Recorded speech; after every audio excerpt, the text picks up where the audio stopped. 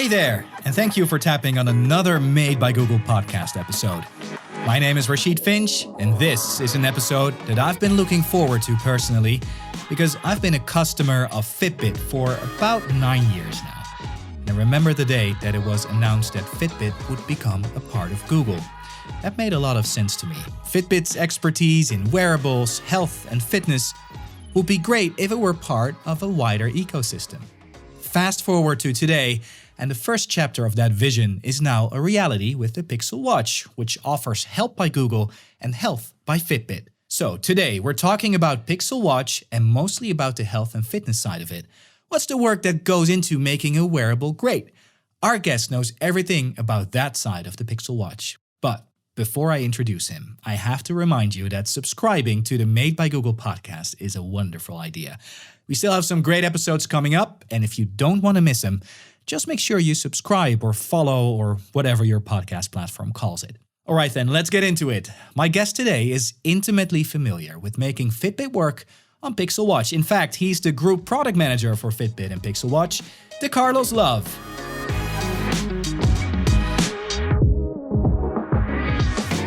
DeCarlos, great to have you on the Made by Google podcast. Thank you for having me. It's an honor to be here and chat to you a little bit about the Pixel Watch. Yeah, definitely want to learn more about that, but also about yourself. So could you describe to us, what's your role? What do you do in the Pixel Watch team? Yeah, I'm a product manager within our health and fitness experiences team.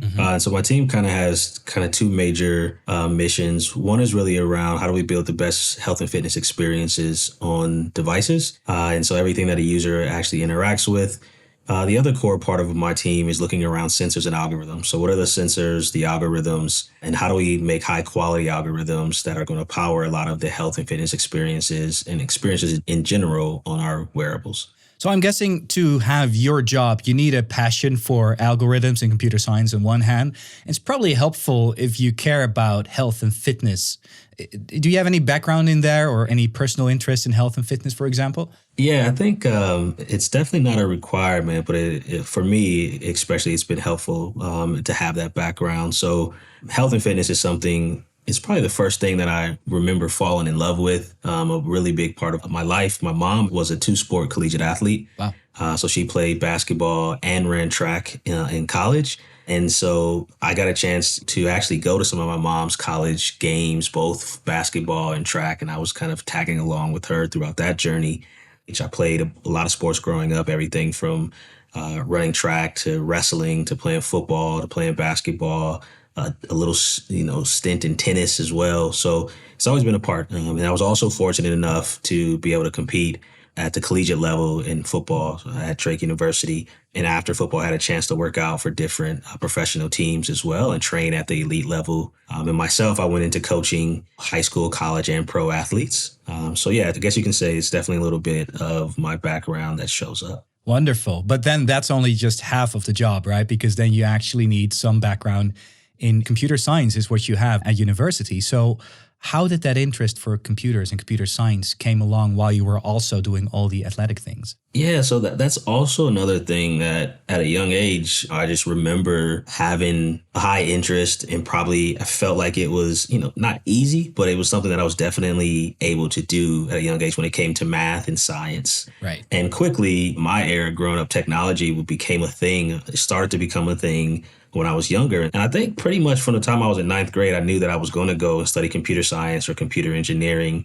And so much so that when it was time for me to be recruited for football and in sports, I always made sure to talk to the computer science department folks as a part of that to understand and learn like what it was like to go to that school and study computer science there. So I ended up graduating, studied computer science and business in college. And it definitely plays a part of my day-to-day job. Today's guest combines two of his personal passions in one job. As a product manager for Fitbit and Pixel Watch, DeCarlos Love gets to work on sensors and algorithms that he himself would have loved to use back in college. Pixel Watch comes packed with sensors, and while the green light on the back might be the most visible one, there are quite a few more interesting ones. It's up to DeCarlos and his team to make them work, but that's just for starters. As DeCarlos will explain, the magic is in using those sensor readings to give you valuable insights in your fitness and health. DeCarlos worked on the Wear OS team before Fitbit joined Google, so he'll tell you what it was like to see a bunch of amazingly passionate new colleagues come in. And I'm also thankful for DeCarlos' explanation of my rather remarkable daily readiness score as we were recording our conversation. Find out all about Fitbit and Pixel Watch from DeCarlos in this episode of the Made by Google podcast. So you end up at Google, and correct me if I'm wrong, but you end up in the Wear OS team just around the time that Fitbit becomes a part of Google. So what was it like to see, a whole bunch of new coworkers come in who are experts in fields that you have a huge interest in? Yeah, so I joined Google first. I joined a part of the Wear OS team. It was a great time to come in. I was really bought into the idea that Google had a renowned doubling down and investment in high priority for the wearable space. And so things that were happening in Wear OS really aligned with my passion. And so definitely started there, great start. After Fitbit joined and the acquisition closed, it was actually nice to kind of come from the Google world, but also be really close with Fitbit. At the time, I wasn't a part of the Fitbit team officially, but we were working on some things together out of the gate. And it was just really nice to be able to have Fitbit join, bring a culture that they had, right? Fitbit's not a small company when they join Google, so they come with a culture and expertise in the health and fitness. Like people over there for a decade plus have been eating, breathing, sleeping, thinking about health and fitness, and doing so in a way that is nimble, fast, and moving. And so bringing that to Google, combining that with the renowned expertise that Google brings in terms of compute power and those types of things, seeing those things come together was really great. And it was just nice to really see both of those worlds, experience what it's like to live in both of those worlds. Amazing. And now you work on Pixel Watch, on sensors and algorithms. What kind of sensors are we talking about when we talk about sensors for Pixel Watch? Yeah, so if you think about the sensors that my team focuses on, everything from accelerometers or IMU units. IMU is the way we look at measuring in motion. Right. So it's inertial. And so we look at using that. So if you think about things like your step count, or if you think about the sensors that allow you to tilt your wrist and your screen automatically comes on, accelerometers are powering those things, the way that you look at calculating distance from a GPS, a GNSS standpoint. And so those things are really core. I think the other portion that really stands out is things like barometer. Those are used to help us with the elevation. And then, one that's been super important for us in the Pixel Watch development is how we're leveraging PPG, which is a sensor that helps us ultimately turn it into things like heart rate. Metrics like heart rate are powered by PPG sensors. And that PPG one, if I'm not mistaken, DeCarlos, is the green one that I see on the back, like blinking all the time on my watch. Yeah. So PPG is responsible for the green. It's also responsible for an IR or a red light as well. You oftentimes don't really see that one, but that's also a part of what PPG is bringing to the table.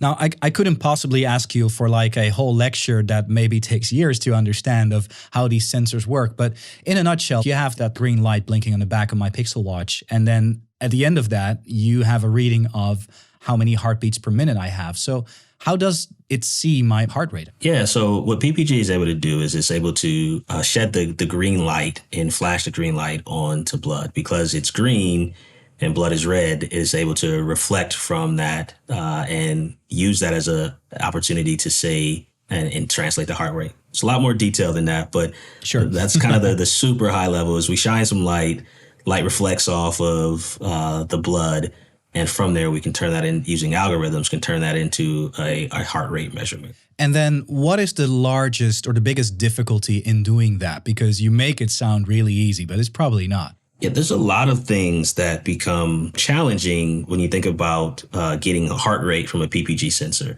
especially at the wrist. I think one of the biggest challenges is definitely around movement.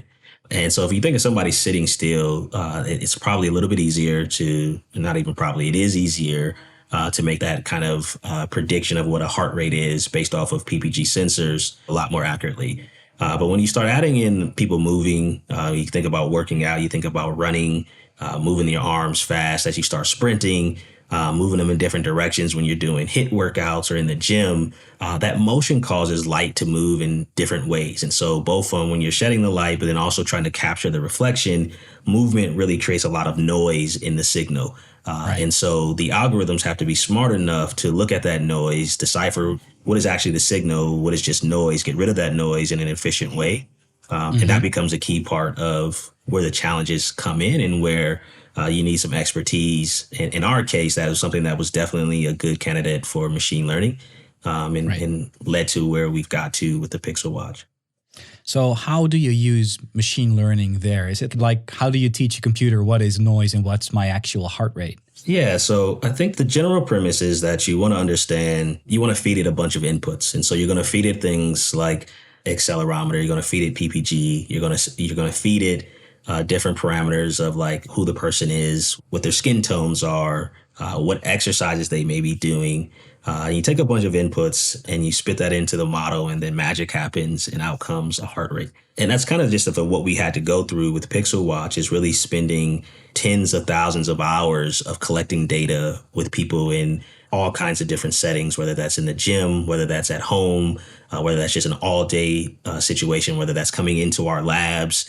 We have a great research team that is really great at collecting this type of data. And we worked with a bunch of different folks. We really tapped into the dog food community at Google to help collect these data. Again, we really wanted to get from people in the gym doing everyday workouts, athletes doing some more intense type of workouts. And so a lot of that was really collecting data to feed those inputs into the model and allowing the model to learn what was actually good signal, what was noise, and how to get that accurate heart rate measurement. Excellent. And for those listening and thinking, what is the dog food community? That are Googlers who get to try devices before they're out, right, and help you test stuff, basically. Yeah, they're going to be really great for your product development, oftentimes extremely critical of everything that you're doing, but ultimately, that makes the products have a better chance of being successful. Yeah, that's what I always hear. Like the dog food community, that are some tough customers to serve, from what I heard. Now, another thing I heard, and that's what I know from the PR side, is that the Pixel Watch checks your heart rate every second it does a measurement, right? Which is quite a bit more than a lot of other health trackers out there. Could you tell us a bit how we pull it off? And maybe more importantly, why do we do that? Yes. So I think if you look at what Fitbit does in Fitbit devices, right? This is not uncommon from Fitbit devices. It is a little bit uncommon for some other products out in the market. But for us, we really wanted to lean into how do we make sure that we're tracking every second that a user is moving, every second that a person is breathing, to help them really understand their overall health and fitness. And we really think about it as we don't want to miss a beat. With the Pixel Watch, you don't miss a beat. To help you understand how you're doing. And we want to give you credit for that movement and for that activity that's happening throughout the day. And so even if you're at rest, we want to understand those things at a really high accuracy. We want to be able to capture those measurements once per second so that when you look at your graph, you understand what was happening every second of the day. You look back at your time. If you want to make sure that if you were moving because you ran up the stairs and you gave a little extra sprinting up those stairs, we want to capture that movement. And we want to make sure that when you're looking back at your day or your weeks and you're trying to really assess your overall health and fitness, that you have the full data at your disposal. And that's something that's really important to us, not just to give you the data, but also powering a lot of the insights that Fitbit is really known for. And so we have a lot of measurements and things that are actual insights that can help you make decisions about, do you need to pick it up a little bit more, or maybe you need to take a rest. And so we have things like our readiness score that are powered by that heart rate that we're tracking for every second. I just wanted to mention the daily readiness score. I don't mind revealing that mine currently is 1 today. It's been a tough night yesterday. So how do you measure or come to that daily readiness? Let's start with, could you explain what it is? It's a number between 1 and 100. So what does it mean when you have 1 or when you're on the other side of the scale? And how do you get to that number? What should I learn from it? Yeah, so the idea is helping you gauge on what you should do next, right? So a lot of times we talk about wearables, there's a lot of data and maybe people don't know what to do with it. And so what we wanted to do is really distill some of that a lot of the data that we're collecting into actionable insights. Sure. And readiness is one way that we do that. And like you mentioned, a score from 1 through 100. 100 means that you're just ready. Like you probably should go and do something. Like your body is ready to take on that challenge based on things like how well you slept, looking at your HRV, looking at your previous activity, and really pulling that into that measurement of 1 through 100. So someone with a 100 score, it's a good idea to go out and get those active zone minutes up. Someone like yourself with a 1, I'm going to assume that means that you've been doing some really hard working out. Yep. And maybe you probably need to get some more sleep. And so it just gives you that reminder of those things that you want to do and that check engine of like, hey, what's going on with my body? Have a moment of reflection on, am I eating well? Am I stressed at work? Because all of those things show up in every aspect of your life. If you're not sleeping well, it's not just going to impact obviously your physical, but also your mental. And then also how you show up on a day-to-day basis. There's good studies out there that talk about people's HRV and their sleep and how that actually impacts them on their day-to-day life at work. So it's really interesting, like this metrics and these things that started out from a performance standpoint also carry weight into your everyday work life, your everyday going to school, and how you show up, to the people that are close to you, even at home and family. So readiness is an indicator, gives you a nudge on those types of things. And we also within there offer those type of recommendations or showing you where the areas like you didn't sleep or not, or you really had a hard workout or, those types of things. If you're really ready, hey, go and do this workout and to get those active zone minutes up. You mentioned an acronym that I find fascinating, which is HRV, which I think stands for heart rate variability, right? Correct. So a person might have a certain variability, and then from that variability, you need to sort of learn what then the insight would be. So how do you know as a Fitbit team or a Wear OS team, what kind of recommendation belongs to which kind of variability? How do you gauge that? Yeah, so when we think about HRV, I think one of the key things that it's a good place to start is understanding what your personal range is. Yeah. Like every number for every person can be different. And maybe we should explain, DeCarlos, what is heart rate variability? That is, not everyone's heartbeat is like a metronome exact. Is that a way to look at it? Yeah, you might have a heartbeat of 70 beats per minute, but it doesn't mean that your heart is beating exactly at that pace every second. And so we can really drill down into the sub 1 second measurements to understand what the variability of your heart rates are is what's happening from a HRV perspective. HRV is that indication of, are you relaxing or is your flight and flight system actually kicked in? And so it helps you understand that aspect. And the higher your HRV, the higher the variability means that you're able to handle a little bit more things that are thrown at you from let's call it a nervous system aspect. The lower it is, it might mean like your variability isn't that high. In a way, the way that I think about it is like you're a little bit tired, right? Like you can't really make changes as quickly. You don't have that high variability. I'd like to talk about sleep tracking in a minute, but first I want to get to a section we have in every Made by Google podcast episode, which is Made by Numbers, where we ask our guests to bring a number that is either important to them or maybe important during development, in this case for Pixel Watch. So, DeCarlos, I'm really wondering, what's the number you brought to us? Yeah, so the number that I bought is 200 BPM. And 200 BPM represents the target of where if I'm having a really tough workout, I want to see and measure that of how close is this workout going to bring me to the 200 BPM. It's something that when I was training in college and after college, it was a norm for me.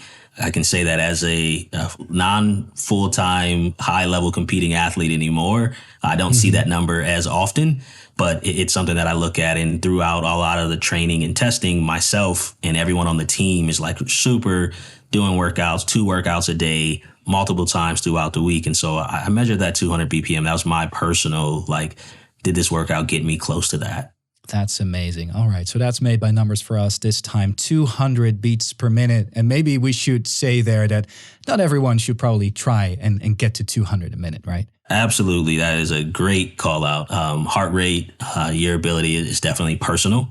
And so everybody's target is not going to be the same. And it can mean different things in different life. If my heart rate gets to 200 BPMs, depending on what else is going on, not necessarily a good or a bad thing, but it's just a number that is for me, and everyone should think about, what's right for them. So let's talk about some other numbers, DeCarlos. Did you ever get a 100 score on sleep tracking? And if so, how do you do it? Because I'd love to know. I personally have not gotten a 100 score on sleep tracking. So if I figure that out, then maybe, we can figure out how to let you know that. Definitely. So how do you do sleep tracking on Pixel Watch? What are the things that are factored in to get to that sleep score? We look at everything. Heart rate is a part of your sleep score. Obviously, we're pulling in what we call the IBI or the interbeat intervals. And we're looking at that information to help us out with sleep stages. We obviously look at movement. Again, we talked about those IMU units. Yep. So we're looking at all of those sensors and those different algorithms and those measurements and factoring that into ultimately tracking when a person is asleep, their sleep stages, and their sleep score. So everything from how much movement you're having, how long did you sleep compared to what a good amount of your target is. Their interbeat intervals, which is related to HRV, is a factor in sleep stages. And then again, heart rate is also a factor in there. Now, if we zoom out a little, because we were focused so much on Pixel Watch and health, what else do you think or feel is important that a Pixel Watch brings to a user outside of health, but still helpfulness in general? Yeah, I think having access to the suite of Google tools is really important for the Pixel Watch. And everything from being able to have your notifications on your phone, being able to maybe at times leave your phone at home, in the car, in the gym, in the locker room, and go out on a run, and being able to still have access to full GPS and things like that, to being able to have messages respond to your loved ones and keep that conversation going from the wrist when your phone might not be as convenient to pull out and text on. Those are some of the things that I think people can look forward to. Everything also from the full access to the Wear OS ecosystem and the suite of other app developers is also another important aspect. Things like Google Assistant at the wrist is something that I use on a day-to-day basis, whether that's unlocking my door, maybe turning off the lights from the wrist and being able to do that quickly and easily is another aspect. Or using YouTube Music during my workout. So you kind of have that whole, what are the things that are helpful from a Google standpoint?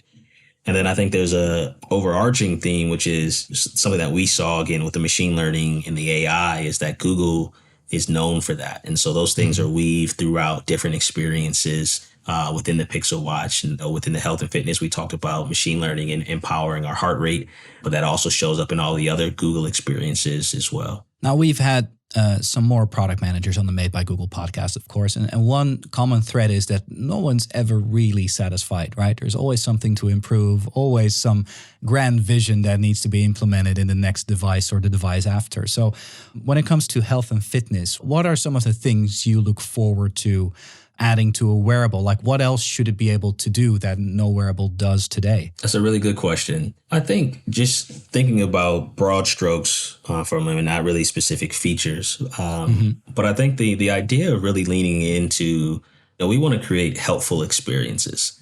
And so from a smartwatch, what are those things that we can proactively do to help a user out? From a health and fitness standpoint, I really think it comes down to, again, doubling down on those actionable insights. It's not enough to just give you data.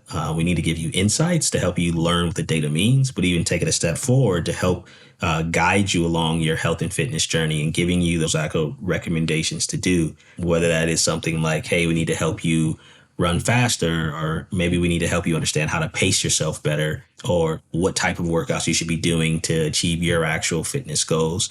Things like that, I think, are something that are exciting. And again, just from a user standpoint, that really getting to the place to live out that vision for us to really create that coach on the wrist. And that's something that we look forward to continuing our journey on. Now, DeCarlos, a few episodes ago, we had Isabel Olsen on, who is responsible for color, material, finish, and then also design of Pixel Watch. I imagine you work closely with her team because she wants it to look great and you need it to be maybe a certain size to fit all those sensors in there. So how does that process work of designing a Pixel Watch? Yeah, so absolutely right. We work really closely with Isabel and her team in pulling together the Pixel Watch. But I think across all of our teams, one of the things that's most important is really putting the user front and center.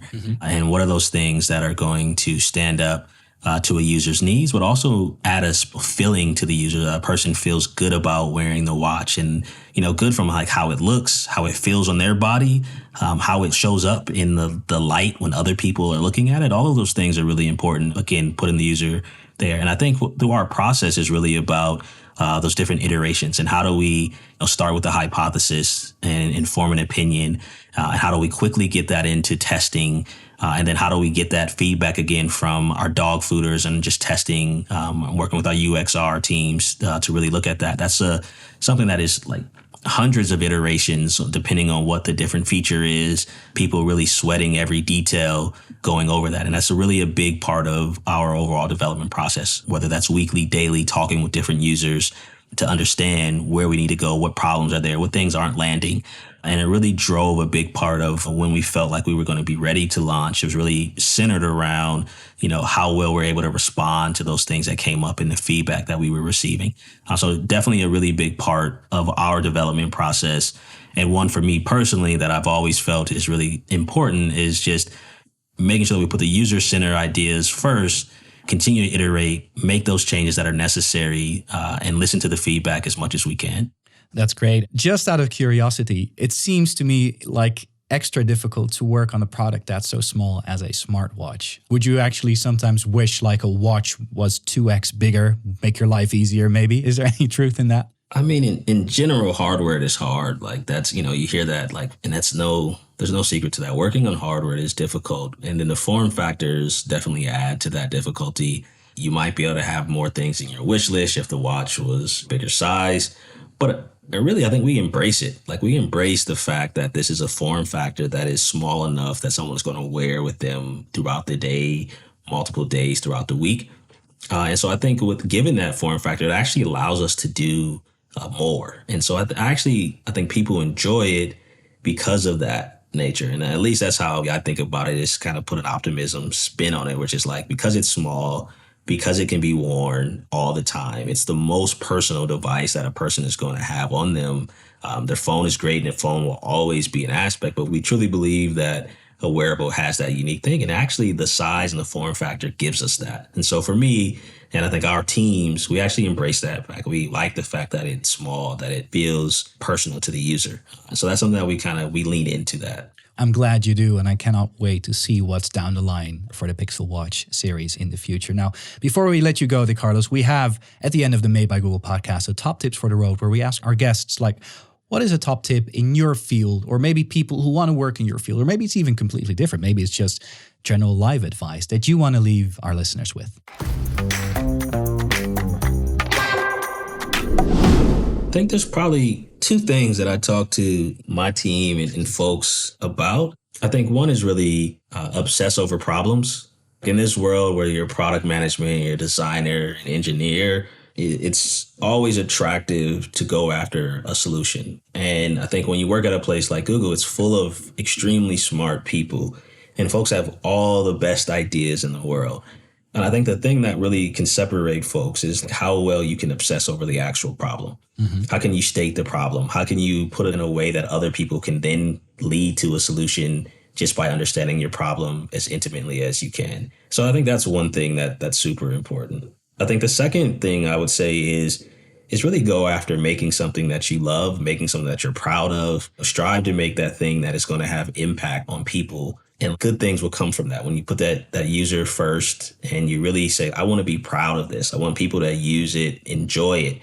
And so those are the two things that I say is obsess over the problems and make something that you love and are proud of.